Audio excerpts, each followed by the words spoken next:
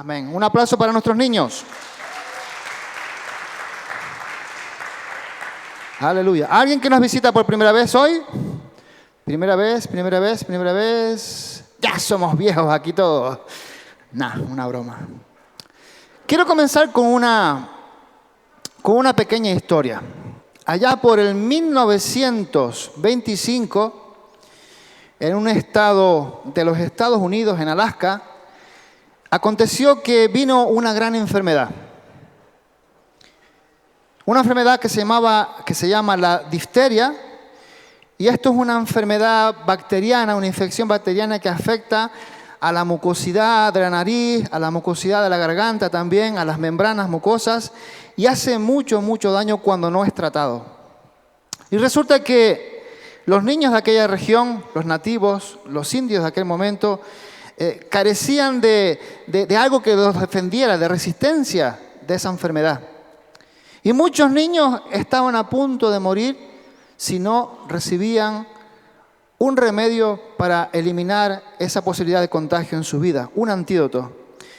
Y el lugar más cercano, desde donde estaban a donde estaba esa medicina, era nada más y nada menos que 870 kilómetros de distancia. Alaska, invierno, no habían aviones supersónicos, no habían medios para llevar todo esto, no estaba Amazon, no había ningún remedio para traer todo aquello rápido. Los únicos aviones disponibles que habían sido desmontados porque el material se rompía cuando entraba un frío extremo. Y resulta que habían sido desmontados y estaban guardados en unos hangares y no se podía montar más. Por lo tanto, el gobernador del territorio tuvo que idear, trabajar la cabeza para tratar de traer por todos los medios aquella medicina y comenzó a trabajar en una estrategia. El paquete de medicina tuvo que traerse desde tren hasta cierto lugar y luego en ese lugar una partida de trineos con un montón de perros, con expertos en trineos, tendría que traer la medicina a esa distancia que le faltaba. Y tuvieron que venir varios trineos en la distancia para que entre ellos, en 160 kilómetros que se relevaban, pudieran llevar la medicina a aquel lugar. Bueno, pues en menos de 6 días, escuchen bien, 6 días atravesando montes, nieves, arboledas gigantescas, parándose ante los lobos, mirando los barrancos, 6 días tardaron en traer la medicina y la llevaron al lugar.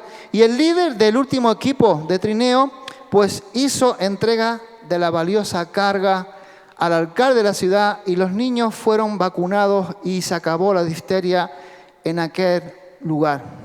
Tiempo después, al otro lado del país, en Nueva York, pues se levantó una estatua de uno de los perros que se llamaba Balto. ¿Se acuerdan de Balto? Esa historia fue real. Ese perro que ayudó a los trineos en los dibujos animados, eso fue real. Y se levantó una estatua en honor a ese perro, pero no a ese perro, sino al hecho de que se consiguió llevar todas las medicinas para que los niños fueran sanados. Aquella estatua sigue siendo un gran atractivo turístico y se celebra anualmente una carrera de perros en esa distancia, ya con perros distintos, con trineos preparados, con gente con brújulas y no sé cuánto, ya era muy distinto. Pero se celebra cada año. Y tenemos que reconocer que es con justa razón que se ha levantado esa estatua para que todos recuerden el gran sacrificio que tuvieron que hacer hombres y algunos animales para que los niños de aquel lugar que se llamaba Nome, pues tuviera la solución a esa terrible enfermedad. Pero hay una entrega aún mucho más valiosa, vital, digamos, una entrega que el mundo rara vez celebra, que rara vez conmemora y que fácilmente olvida, muy fácilmente olvida. Me refiero, por supuesto, claro que sí, a la entrega del mensaje de la salvación. Ese mensaje, en vez de recibir una conmemoración continua, se está olvidando. Ya no se acuerda la gente. Esta entrega ha sido de muchísimo, de extremo sacrificio. Y muchos hombres, muchas mujeres valientes lo dieron todo, hasta su propia vida, para llevar el Evangelio a todo lugar. El Evangelio está aquí en Canarias porque alguien decidió que era importante llevar ese mensaje, porque era un mensaje de salvación de nuestras almas, y dio su vida, dieron su familia, sacrificaron todo por traernos ese mensaje. Es un mensaje de gran valor, vital para todos nosotros. Siempre ha sido así. Muchos murieron a consecuencia de todo esto. Uno de los grandes líderes de la iglesia de los primeros siglos llegó a decir que la sangre de los mártires es la semilla de la iglesia. A través del sufrimiento de muchos que han llevado el Evangelio, la iglesia ha prosperado, ha crecido, ha traído gran bendición a otras personas también. Ahora, ¿por qué tanto sacrificio? ¿Por qué tanto sacrificio, tanta entrega, tanto coraje para ello? Simplemente por una causa. Y es porque el mensaje de salvación es una entrega tan valiosa que vale la pena cualquier sacrificio. ¿Cuántos dicen amén a eso? Espero que sepas que estás diciendo amén a algo que puede traerte problemas. No digas amén por decir amén porque queda bonito. Somos pentecostales, somos asambleas de Dios. ¡Amén! No, amén. Atiende a lo que se te está diciendo. Vale la pena el sacrificio porque el mensaje es importante. Ya se sopesó la cosa un poquito. Vamos a abrir la Biblia en Colosenses capítulo 1, versos 24 al 29. Colosenses 1, versos 24 al 29. Y aquí Pablo nos dice algo muy importante. Ahora me gozo en lo que padezco por vosotros, y cumplo en mi carne lo que falta de las aflicciones de Cristo por su cuerpo, que es la iglesia, de la cual fui hecho ministro según la administración de Dios que me fue dada para con vosotros, para que anuncie cumplidamente la palabra de Dios, el misterio que había estado oculto desde los siglos y edades, pero que ahora ha sido manifestado a sus santos, a quienes Dios quiso dar a conocer las riquezas de la gloria de este misterio entre los gentiles, que es Cristo en vosotros la esperanza de gloria, a quien anunciamos, amonestando a todo hombre y enseñando a todo hombre en toda sabiduría, a fin de ¿qué? A fin de presentar perfecto en Cristo Jesús a todo hombre, para lo cual también trabajo, luchando según la potencia de Él, la cual actúa poderosamente en mí. Que el Señor añada bendición a su palabra.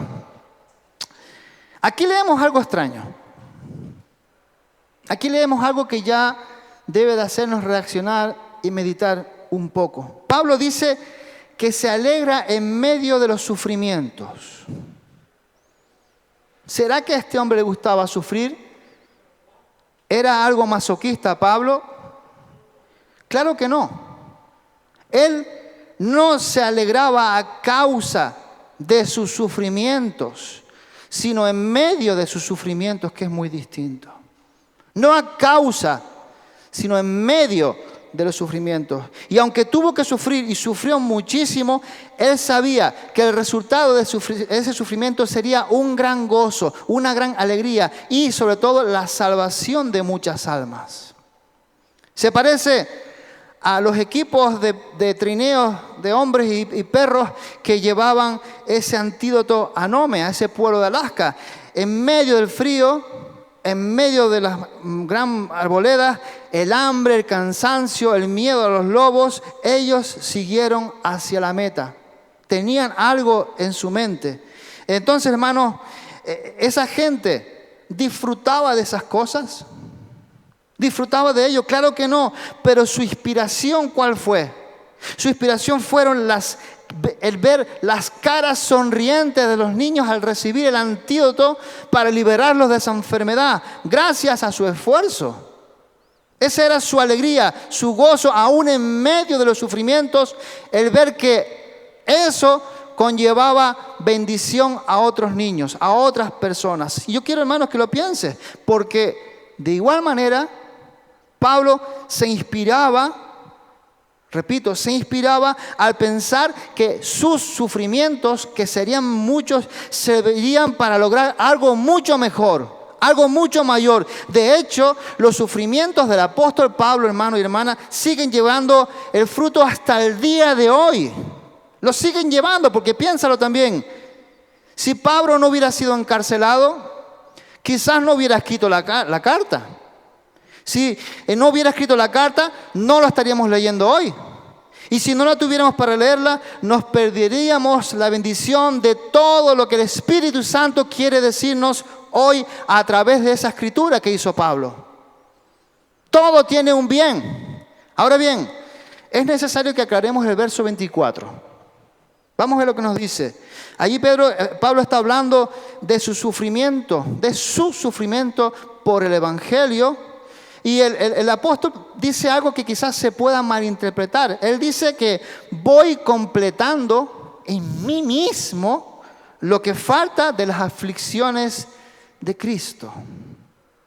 Voy completando en mí mismo lo que falta. Alguien puede pensar que Pablo está diciendo que los sufrimientos de Jesús en la cruz no fueron los suficientes para salvarnos y que los sufrimientos de Pablo y de otros ya estaban completando el hecho de que podían recibir la salvación.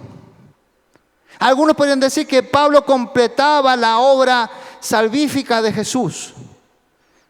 Pero hermanos, esto no es lo que significa este versículo, porque la palabra aflicciones en griego significa patsema, una palabra que no entendemos, pero que su significado nunca se usa para describir el sufrimiento redentor de Jesús, sino que habla del sufrimiento que llevan a los que llevan el Evangelio de Jesús a otros. Habla de ese tipo de sufrimiento, penalidades, angustia, soledad, vacío, se alejan de nosotros, se ríen de nosotros. Ese es el sufrimiento del cual está hablando Pablo. El sufrimiento ese que recibo cuando llevo el Evangelio vale la pena porque trae bendición a otros y glorifica a Dios. Ese significa el sufrimiento de Pablo. Se usa para describir los sufrimientos que llevarán a aquellos que llevan el Evangelio de Jesús. Por ejemplo, Juan 16:33 nos dice: estas cosas os he hablado para que en mí tengáis paz. En el mundo que tendréis aflicción, pero confiad, tened tranquilidad, descansen en esto, porque yo ya he vencido al mundo, dice el Señor. Gloria a Dios. Entonces hay una diferencia muy clara entre lo que Jesús hizo para salvarnos, lo que Jesús sufrió para salvarnos y lo que sufren sus seguidores. En primer lugar, los sufrimientos de Jesús conllevan méritos para Él. Lo dignifican aún mucho más. Jesús es el que venció el mundo. En segundo lugar, nuestros sufrimientos como seguidores, como hijos de Dios, son necesarios. ¿Para qué? Para que el Evangelio se extienda, para que se extienda aún mucho más. Pero no son redentores, ni son dignos de ningún tipo de mérito especial. El mérito se lo lleva todo el Señor. Para Él sea siempre la gloria. Y nosotros le admiremos por esa gloria, le admiremos por su amor y le digamos: Señor, esta corona te la entrego porque es gloria tuya, Señor. Todo lo que yo haya hecho, todo lo que yo haya dicho en favor tuyo, te mereces la alabanza, te mereces la medalla, te mereces otro galón, te mereces todo porque tuya es la gloria. Así debe moverse el pueblo de Dios. La iglesia de Dios debe de entender que hay un redentor. No hay pastores redentores. No hay siervos ni siervas redentoras. Solamente Jesús es el gran redentor. Solo Jesús. Ningún apóstol, ningún santo, ni tú ni yo podemos llevar encima. Gloria a Dios. Te repito, ningún apóstol, ni maestro, ni ninguno que se llame pastor pueda llevar sobre sí los méritos con sus aflicciones. Esto puede parecer duro para todos aquellos que trabajan a tiempo completo, sudando hasta casi sangre por el Evangelio. Pero todo el mérito se lo lleva Jesús. Todo el mérito. Los sufrimientos de Jesús, con esto podemos entender que son de una categoría diferente a nuestras propias aflicciones. Van mucho más allá. Y aunque ningún seguidor, ninguna seguidora de Jesús llega a merecer la salvación por sus hechos, por sus aflicciones, sí son necesarios para que el Evangelio avance. Sí son necesarios para que el Evangelio se extienda. Es decir, el sufrimiento de Pablo no fue en vano. Ahora, cuando nosotros sufrimos por el Evangelio, que como Él está viviendo la gente aún en la cárcel por causa, no va a traerte gloria, sino que será necesario para que se extienda ese Evangelio. Tenemos hermanos y hermanas alrededor del mundo que como Pablo están en la cárcel también por su fe. ¿Y qué tenemos que hacer nosotros? Orar por ellos, hacer lo que fuera por ellos. Pero lo que nosotros tenemos que sufrir hoy en día, en este siglo XXI de la comodidad extrema, en este siglo de la tecnología, lo que nosotros vamos a sufrir como mucho en los países occidentales donde hay un bienestar casi completo, puede ser muy diferente nuestro sufrimiento, pero no deja de ser sufrimiento. Recuerdo el sufrimiento de una madre. Cuando ve que sus hijos están descarriados, cuando ve que sus hijos están en rebeldía para con el Señor, que está orando incansablemente por la salvación de sus hijos descarriados. Y aunque le cuesta, ella sabe que lo mejor para ellos es recibir el Evangelio o volver al Evangelio y no se cansa de orar a su favor. Esos están sufriendo también. Están recibiendo daño en su ser a consecuencia de ver a sus seres queridos de esa manera.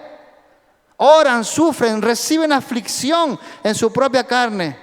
Podría ser también el sufrimiento de un trabajador que cada día está enfrentando la burla de sus compañeros, la tiranía de su jefe cuando sabe que eres creyente. Se burla, se ríen, te trasladan, no te dan la paga, hacen esto, hacen lo otro, porque eres un hijo, una hija de Dios. Aunque él sufre, él sabe que algunos de ellos podrán conocer el Evangelio por medio de su testimonio, por medio de su sufrimiento. Y no se alzan contra ellos. No hacen cosas extrañas para hundir la empresa, sino que humildemente presentan todo el caso ante el gran abogado para que resuelva todo litigio, para que resuelva todo en orden, en poder de Dios, en el poder de lo alto, para que venga la paz a esa empresa y para que tú como hijo, como hija de Dios, vivas en bendición y vivas prosperando también en medio de esa empresa, de ese gentil que te ha llamado a trabajar. El Señor lo puede hacer y quiere hacerlo. El Evangelio es tan precioso, hermano, que vale la pena sufrir cualquier sacrificio. Vale la pena cualquier sacrificio, vale cualquier momento de dificultad por el Evangelio. Vale la pena, hermanos, cualquier sacrificio, conocerlo, y vale la pena también llevárselos como una urgencia a otros también. Vale la pena, dilo conmigo, vale la pena.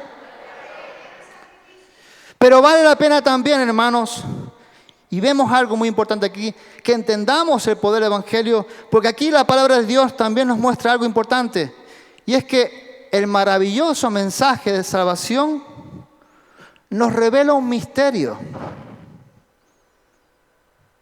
Nos muestra, corre el telón de lo que está oculto y nos muestra lo que está ante los ojos de Dios. Y yo cuando era joven,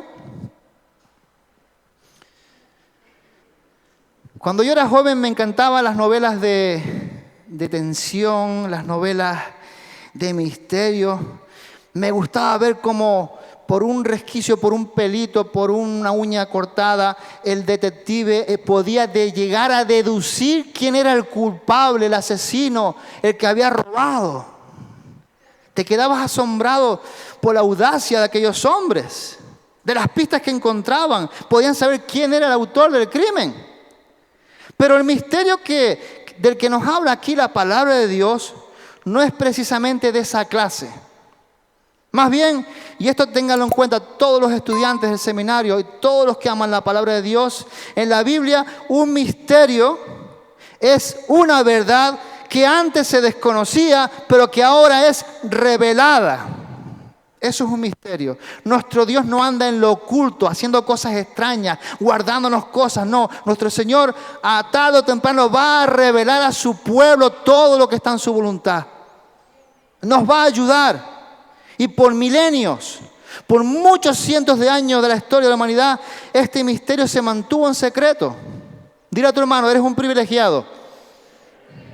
Eres un privilegiado. Se mantuvo en secreto. Dios estaba trabajando principalmente a través de su pueblo la redención de todas las naciones en aquel momento. Todas las naciones, ¿a quiénes tienen que mirar? Hacia Israel. Porque de allí venía la salvación, hacia Israel.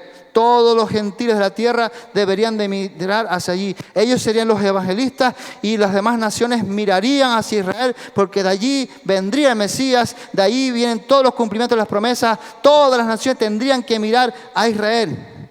Cualquier persona que quería conocer a Dios tenía que mirar a Israel y aprender de ellos.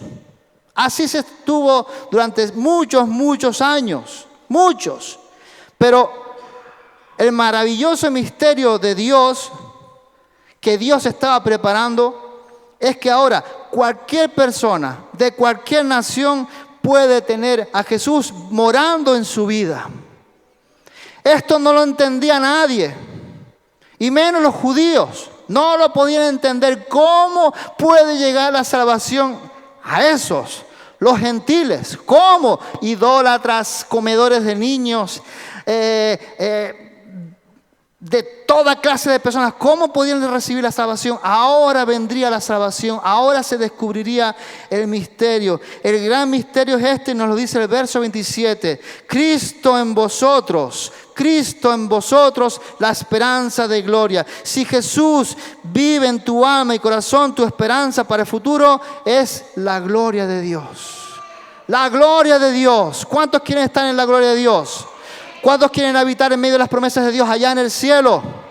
Ni llanto, ni tristeza, ni dolor, ni gordura, ni flacura, ni dolor de reuma, ni dolor de no sé qué. No habrá nada de eso. La gloria de Dios, pero lo más importante, que estaremos en la presencia eterna de nuestro Dios, alabándole, gozándonos en medio de nuestras mansiones y moradas que Dios ha preparado para nosotros. Esa es nuestra esperanza, ese es el misterio revelado, que la salvación vendría a toda carne a través de la persona de Jesús. Y que la iglesia lo proclamaría. Y que la iglesia lo proclamaría. Muchas cosas te pueden suceder a lo largo de la vida. Y estoy seguro de que Dios tiene muchas bendiciones preparadas para con cada uno de nosotros. Pero lo mejor de todos, hermanos y hermanas, es que al final iremos a estar con Él. ¿Qué podría ser mejor? Ahora tiene que haberse escuchado un aleluya. Pero a lo mejor algunos prefieren un Mercedes, una casa allí en Los Naranjeros. ¿Qué mejor para un hijo o una hija de Dios que está esperando la redención que estar por la eternidad con el Señor? Hay que reconducirnos. Tenemos que volver de nuevo a las sendas antiguas para entender muchas cosas. Conocer a Jesús, tenerlo en nosotros, es el camino hacia la perfección que estamos buscando. Es el inicio, es el paso a paso hacia esa perfección. Pablo dice en el verso 28, a este Cristo proclamamos. Y un poquito después dice, ¿a fin de qué? A fin de presentar perfecto, no casi, sino perfecto en Cristo Jesús a todo hombre, a todo hombre. Y hay 3 circunstancias que concurren cuando estamos en Cristo Jesús. 3. Por medio de Cristo Jesús ocurre algo. Y es que somos perfectos ante Dios. No llegamos, somos perfectos ante Dios porque Él nos ve como si tuviéramos la perfección de Cristo, su Hijo amado. Y esta es nuestra posición ante el Padre. Nuestra posición antigua era la basura, el odio, el rencor, la venganza, el vacío, la tristeza, el dolor, la enfermedad. Pero ahora en Cristo tenemos una posición nueva. Estamos ante Dios perfectos. Estamos bañados, limpiados por la sangre del Cordero de Dios. Y Dios nos ve a través de Jesús. Gloria al Señor. Pero al mismo tiempo, mientras más conocemos a Jesús y más le obedecemos, más nos vamos pareciendo a Él, y esa es nuestra transformación progresiva. ¿Recuerdan cuando Pedro estaba ahí calentándose las manos allí en el fuego aquel? Cuando Jesús estaba siendo allí llevado a la cárcel. Oye, este no es el tipo que estaba con Jesús, si habla como Él y todo. Fíjate, un par de añitos y ya se parecía a Jesús. Nos estamos pareciendo nosotros a Jesús que llevamos 10, 15, 20, 30, 40 años en el Señor. Nos parecemos a Él. Lo dice la gente de nosotros. Ustedes son distintos. Ustedes tienen otra forma de hablar, de pensar, de hacer las cosas, porque ustedes ¿qué hacen? ¿Alguien dice eso de nosotros? Tenemos que llevar a celo a los de afuera, en el sentido de que quieran tener el Cristo que nosotros tenemos. Pero para eso nosotros tenemos que estar con el Cristo que decimos conocer. No solamente permitir que nos sane, no solamente permitir que nos prospere, no solamente permitir que nos vista, que nos dé de comer, sino parecernos a Él en todos los sentidos. Y eso significa, para poder conseguir eso, significa que tienes que estar cerca de Él, en Él, con Él, a través de la persona del Espíritu Santo que mora en nosotros. Con eso la gente podrá decir, oye, están haciendo lo que dicen, son distintos. Yo quiero algo de eso. ¿Cuántos anhelan ver a sus seres queridos en la fe? ¿Qué le estamos predicando? ¿Le estamos poniendo la urgencia que merece el Evangelio a nuestra familia? ¿Estamos predicando con el poder de Dios? Pero también la última circunstancia que ocurre cuando estamos en el Señor Jesús es que por fe en Jesús y por nuestra relación con Él, disfrutamos de una doble bendición. Es decir, Dios nos trata como si ya fuéramos perfectos, aunque no lo somos, y también nos va haciendo más y más perfectos en nuestra vida diaria, o por lo menos tenemos que tender a eso, caminar hacia eso. Pablo dice en el verso 29, para lo cual también trabajo, luchando según la potencia de Él, la cual actúa poderosamente en mí. Es decir, ese poder del cual estaba hablando Pablo, ese mismo poder obra en ti y en mí también. Y se está hablando del poder del Espíritu Santo en la iglesia del siglo XXI que no ha cambiado. Lo que necesita este mundo que está pereciendo es una iglesia viva, dinámica, apasionada por su Señor, enamorada de su Señor, enemiga del pecado, enamorada de lo que viene, pero sobre todo que actúe como Jesús actuó cuando estuvo aquí en nosotros. Tenemos el poder de Jesús en nuestro ser para luchar contra el pecado. Tenemos el poder de Jesús para salir airoso de cualquier dificultad, para luchar contra cualquier tipo de aflicción y para llevar también, por supuesto, el mensaje del Evangelio como la bandera que va a salvar a la humanidad. Tenemos ese poder. Ahora, no podemos ser como los ejércitos que tienen sus armas guardadas en unos silos, ahí guardadas esperando a ver si alguien aprieta un botón para hacerlo. Nuestras armas son poderosas en Cristo para traer salvación a aquel que escucha y a aquel que acepta la gracia de Dios. No podemos guardar nuestras almas. No podemos guardar lo que sabemos.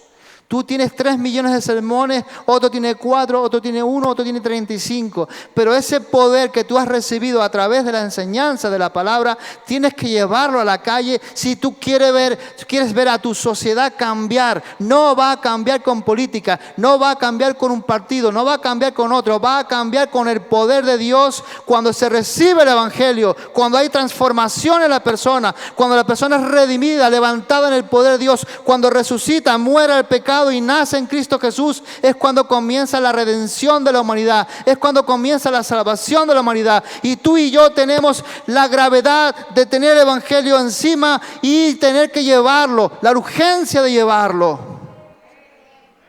Muchos niños fueron salvados de la difteria por la premura de aquellos que llevaban los trineos, por la fuerza de los perros, llevaron esa medicina a ese lugar y fueron salvados.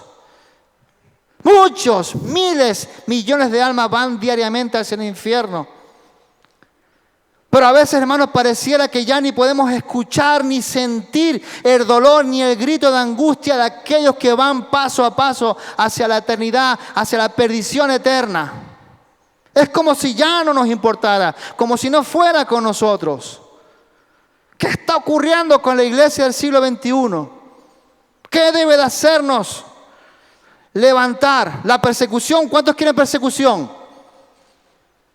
¿Quieres ser un Lutero? ¿Quieres ser un Zwingli? ¿Quieres ser un no sé qué? ¿Quieres ser uno de ellos? Pues sufre. Sufre. Porque todos los cambios que hubieron con estas personas fue a través del sufrimiento. Algunos a través de hogueras, algunos a través de cortar las cabezas, otros a través de exilios. Necesitamos todo eso en este siglo XXI, donde tenemos de todo, todos los medios para divulgar el evangelio. Necesitamos de persecución. Pues tristemente a veces parece que sí. Porque siguen pereciendo miles y miles de canarios, españoles, venezolanos, cubanos que nos visitan, colombianos, ingleses, alemanes. Siguen pereciendo aquí los que vienen a esta tierra. Y la iglesia tiene que recordar que el mensaje que nos fue dado es un mensaje que tenemos que entregar con premura, con valentía y con pasión. No podemos dejarlo a un lado, no podemos. El mensaje del evangelio, el mensaje de salvación por fe en Jesús, vale la pena cualquier tipo de sacrificio porque revela un gran misterio. El misterio de Jesús en nosotros, la esperanza de gloria. Canarias necesita la esperanza de gloria. Nuestros países representados aquí necesitan la esperanza de gloria. Y solo lo pueden tener en Cristo Jesús. Solo en Cristo Jesús. Solamente en Él.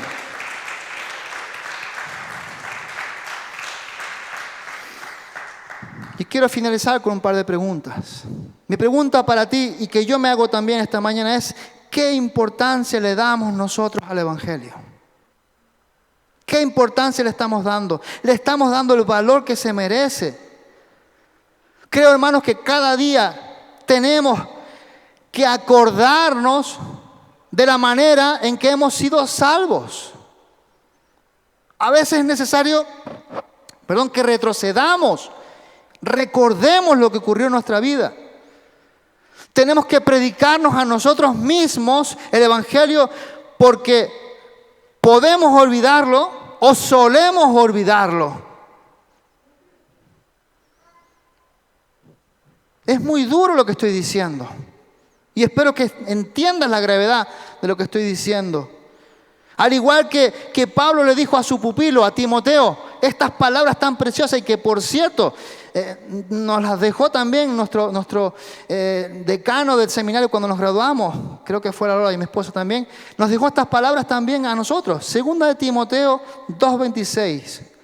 Acuérdate de Jesucristo. Acuérdate de Jesucristo. Nosotros siempre tenemos que acordarnos siempre de Jesús, de que Jesús compró nuestra libertad en la cruz y que somos perfectos en Él. a través de cómo nos ve Dios el Padre. Cuando te levantes, cada día cuando te levantes, ¿de quién tienes que acordarte? ¿Del problema? Acuérdate de Jesús.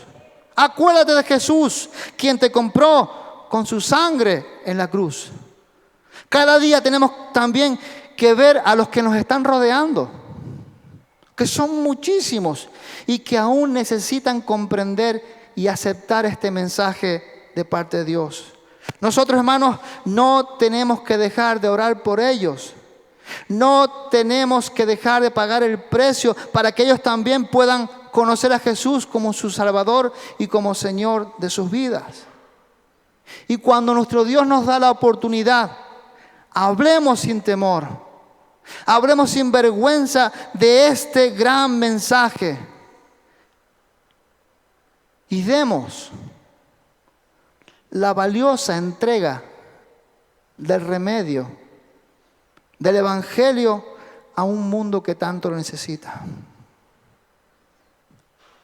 Fíjense ustedes, la gente se acuerda de Balto, el perro. ¿Cuántos se acordarán de nosotros que sufrimos por causa del Evangelio? ¿Cuántos llegarán a decir de ti y de mí, wow, este hombre era un pesado? Todo el día Jesús, Jesús, Jesús. Pero gracias a que me habló de Jesús, Jesús, Jesús, hoy tengo vida eterna. Y recuerdo a ese hombre, a esa mujer, a ese jovencito, a esa jovencita que me mostraba la Biblia y decía que estaba allí la verdad. Qué pesados eran. Pero gracias a esa pesadez, hoy tengo la vida eterna y soy como ellos. Gracias a que estuvieron allí de rodillas un montón de viejitos, un montón de gente allí orando y gritando y llorando por nosotros que no merecemos nada. Gracias a eso somos salvos hoy. ¿Cuántos quieren que los recuerden a todos ustedes como hombres y mujeres que sufrieron por el Evangelio? Pero el mérito siempre es para Dios, recuérdalo. La medalla para nuestro Señor. Ponte en pie, por favor. Quiero que los músicos suban.